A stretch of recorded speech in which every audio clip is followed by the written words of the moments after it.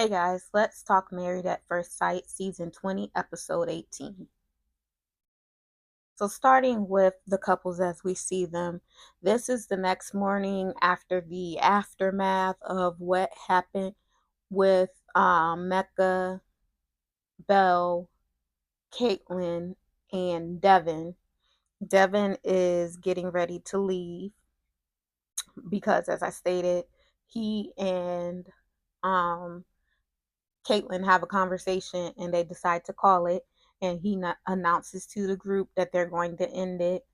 And she, of course, plays the victim and says that she's tired of the emotional weight that she's been having to carry because of him. And he said that Caitlin was never into the marriage. She was never really in it, which is a true statement. Cam and Michelle made a comment. Cam made a comment about Mecca trying to do a couple swap. Now, while the comment is valid, I don't like that Cam and Michelle like to cause the drama and like to stir the pot because the situation as it is a high pressure situation, and because y'all are supposedly not going through anything, you think that it's funny to make jokes or whatever the case may be, but these people are really in this and they're really going through this. Like, it's a lot that they're going through, and because it's so much that they're going through and they're enduring, for you to come in and try and be messy and stir the pot, that's the problem that I have with Cam and Michelle. Because I understand if you are really genuinely, Michelle, trying to look out for Belle, talk to Belle in private, I would even say off camera, and explain what happened, even though what happened on camera, but you would be a little bit more delicate with how you relate this information instead of being messy. And you are being messy, and I don't find it is in good form, or you trying to just look out for Belle. I feel like you like the drama. Dr. um Lisa said a few episodes back that that Michelle doesn't have any drama of her own, so she kind of gets off on the drama between the other couples, and that's exactly it. And that's kind of not kind of, that is foul. Like, to do that is very foul, and is not a good look. And you're way too judgmental for me, because that is crazy, because I'm still stuck on what you said to them at the dinner the previous night about have some self respect. That's not for you to say, and definitely not in that setting. But then we have Mecca and Belle. Um, when they're upstairs and Devin is saying goodbye to them, he says he feels like it's his fault. And then and then Devin says it's not your fault. This has all been brewing anyway.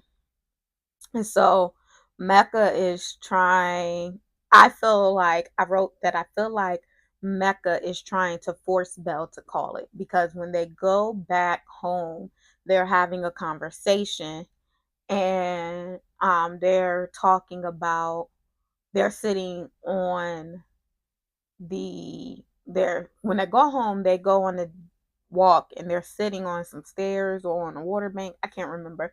And he's talking to her about, I know you got to make your decision. And he keeps talking about the decision she has to make, and you got to keep dealing with this and putting up with this. I know it's hard. He keeps driving home everything that he's done because he wants her to say no on decision day. So then the next time we see them, they're back at their apartment, and Belle says, they're talking about the couples that they think will say yes.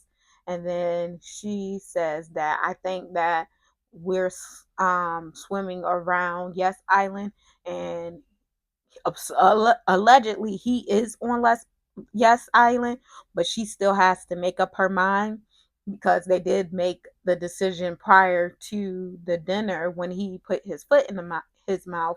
He said that they had decided that they were going to say yes. So I guess that's supposed to still be true to him.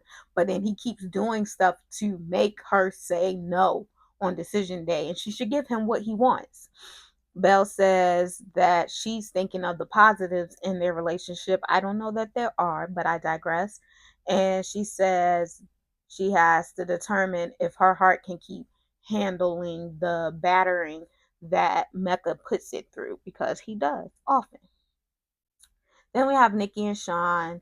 Nikki is being a good wife. Her husband is coming back from being out of town, and she says that she drank some Earl Grey tea so that she can stay awake for when he came home. And he said that he missed Nikki.